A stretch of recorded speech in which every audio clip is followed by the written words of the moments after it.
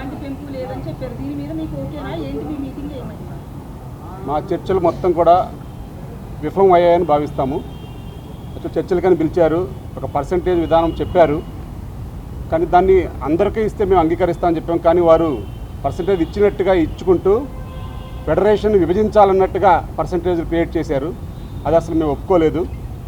తర్వాత మళ్ళా ఛాంబర్ ఎంతో ప్రయత్నాలు చేసింది. అట్లా ఫెడరేషన్లు విడివిడిగా చేయడం కరెక్ట్ కాదని మేము ఒకటే చెప్పాము. మేము పర్సంటేజులు 30% అన్నదాన్ని మేము విభజించడానికి సిద్ధపడ్డాము. కానీ వారు ఫెడరేషన్లో కొన్ని యూనియన్లకి అసలు పెంచము, కొన్ని యూనియన్లకు పెంచుతాము అనే విధానం మాకు నచ్చక మేము దాన్ని ఒప్పుకోలేదు. మేము తదుపరి తెలియజేస్తామని చెప్పాము. ఏది ఏమైనా సరే అసలు ఆ వేతనాలు వారు ఇచ్చిన ప్రపోజల్ని మేము ఏది ఒప్పుకోలేదు. అయితే వాళ్ళు మ్యాథ్స్ ఒప్పుకున్నట్లే అన్నట్లు ఇందాక మాట్లాడారు. అదేనండి, పైకి మాత్రం ఫిగర్ చెప్పారు. ఆ ఫిగర్లో మళ్ళా అందుకే వాళ్ళు ఇందాక చెప్పలేదు.